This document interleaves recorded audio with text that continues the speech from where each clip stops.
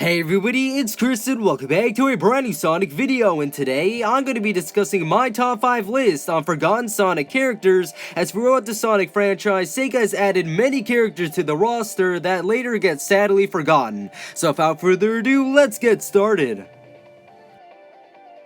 And in my number 5 spot is Metal Knuckles, and just like Metal Sonic, he is a robotic version of Knuckles, who was created by Dr. Eggman, and the only game that he actually appeared in was Sonic R. I definitely do believe that Metal Sonic has a really cool design, and he can do many of the things that Knuckles can also do, like gliding, and after the not so great success of Sonic R, he did appear in the comics.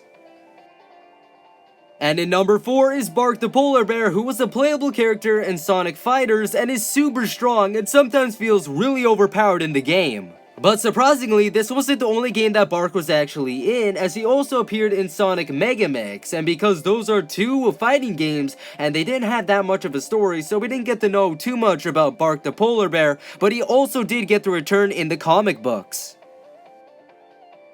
And in number 3 is Bean the Dynamite, and if you didn't know, Bean is a green woodpecker that also appeared in Sonic Fighters and Fighter Mega Mix alongside with Bark the Polar Bear, and he loves throwing bombs, which sometimes gets really out of hand and he gets really overpowered. And just like Bark, how they were in two fighting games that didn't really have a story, he was just later forgotten as we didn't get to know too much about him. And in number 2 is Rated Flying Squirrel, who only appeared in Sega Sonic the Hedgehog, which was an arcade game in 1993, who seems very happy when you look at him in the character selection. And I feel like Ray could have had a really cool gameplay style if he appeared in future Sonic games, as once again he's a flying squirrel, but he did appear in future comic books as one of Sonic's friends.